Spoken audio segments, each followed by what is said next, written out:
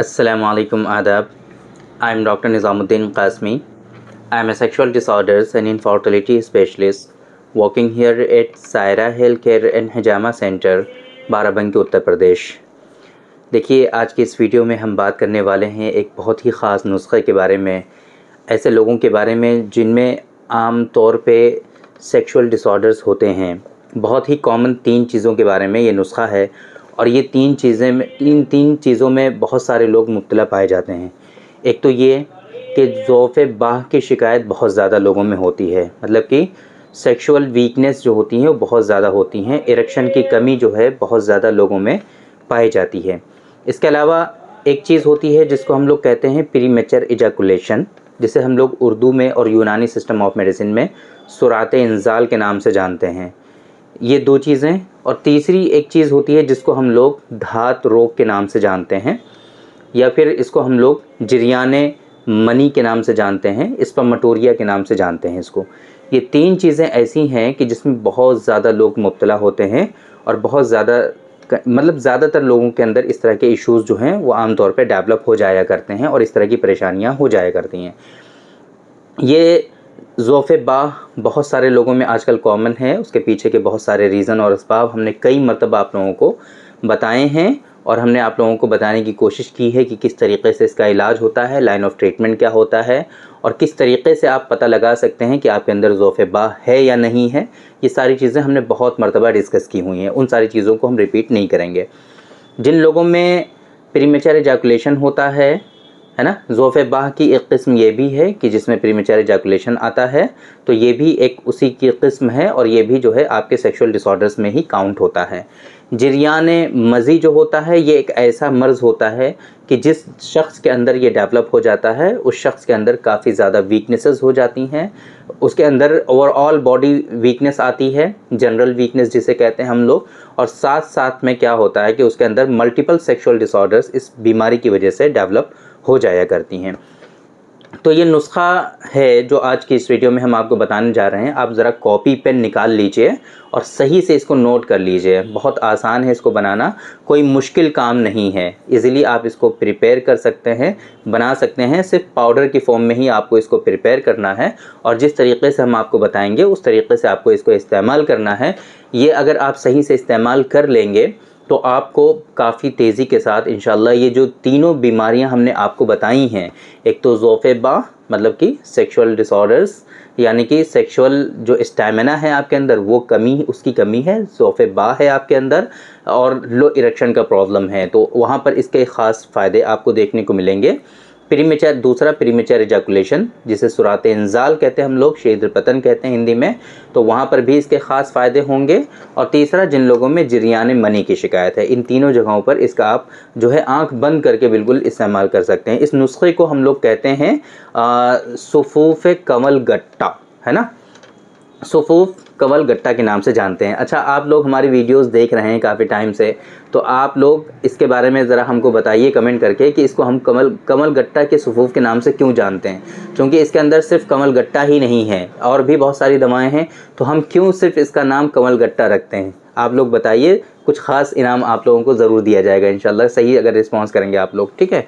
एक बात, इसके अंदर जैसे मैंने आपको बताया कि इसका नाम तो सुफूफ कमल गट्टा है, लेकिन इसके अंदर और भी कई सारी चीज़ें हैं, तो सही से ज़रा पेन कॉपी निकाल करके नोट कर लीजिए। इसके अंदर गोखरू और जो कमल गट्टा का मग़ज़ होता है, मग़ज़ कमल गट्टा, इन दोनों को 3-3 ग्राम ही शामिल करना है, सिर्फ 3-3 ग्राम।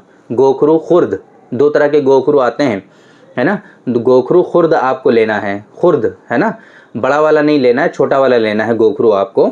तो गोखरू आप जो है 3 ग्राम लेंगे और कमल गट्टा का जो मग़ज़ होता है वो 3 ग्राम लेंगे। इसके अलावा इसके अंदर गूलर, पोस्ट गूलर जो होती है, पोस्ट गूलर, वो क्या है, गूलर का जो पेड़ होता है ना, उसका जो ऊपर का छिलका होता है वो उसको उतार करके हम लोग सुखा लेते हैं, उसी को हम लोग पोस्ट गूलर के नाम से जानते हैं। तुख्म सुरवाली, और इसी तरीके से एक चीज़ और, इसमें समगे ढाक या ढाक का गोंद भी कहते हैं इसको हम लोग, समगे ढाक या ढाक का गोंद। ये तीनों चीज़ें जो हैं आपको 70-70 ग्राम लेना है आपको, है ना। क्या चीज़, पोस्ट गूलर, तुख्म सुरवाली और समगे ढाक, इन तीनों को आपको लेना है 70-70 ग्राम। अब करना क्या है, आपने 2 चीज़ें ली, इसमें 3-3 ग्राम, 3-3 ग्राम लिया आपने। 2 चीज़ें कौन कौन सी, गोखरू खुर्द आपने लिया और मगज़े कंवल गट्टा, इन तीनों को आपने 3-3 ग्राम लिया, पाउडर बना लिया। बाकी इन दोनों को, सॉरी, ये जो गोखरू खुर्द है और मगज़े कंवल गट्टा, इन दोनों को 3-3 ग्राम लिया आपने, इनका पाउडर बना लिया। इसके पास पोस्ट गूलर आपने लिया 70 ग्राम, उसका पाउडर बना लिया। तुख्म सुरवाली आपने लिया 70 ग्राम, उसका आपने पाउडर बना लिया। और जो है ढाक का गोंद या जो है समगे ढाक, इसको जो है बिरियाँ करके, एक प्रोसेस होता है बिरियाँ करना, जिसको हम लोग आमतौर पे भूनना कहते हैं, तो उसको भून करके आसानी से पाउडर बना सकते हैं। तो उसका पाउडर आपने बना लिया। पूरा का पूरा ये जितना प्रिपेयर हुआ पाउडर अच्छे से मिक्स कर लिया, मिला लिया आपने खूब अच्छे से। और उसके बाद क्या किया, जितना वज़न है उसका उतने ही वज़न में उतने ही वेट में आपने क्या किया, इसके अंदर कंद सफ़ेद या शक्कर का इसमें मिला दिया शक्कर को, ताकि जो है इसका जायका अच्छा हो जाए। बिना उसके आप थोड़ा सा खा नहीं पाएंगे, बहुत अजीब सा टेस्ट हो जाता है इसका। इस वजह से इसके अंदर शक्कर जो है हम वज़न मिलवाते हैं।